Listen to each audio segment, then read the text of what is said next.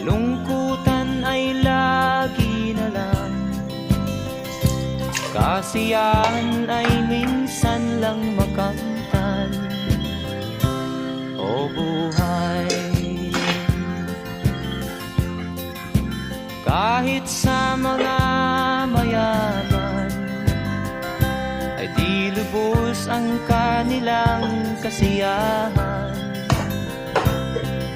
Sa buhay ng mahirap ay gayon din, lalo pat kay dami mong mga utang.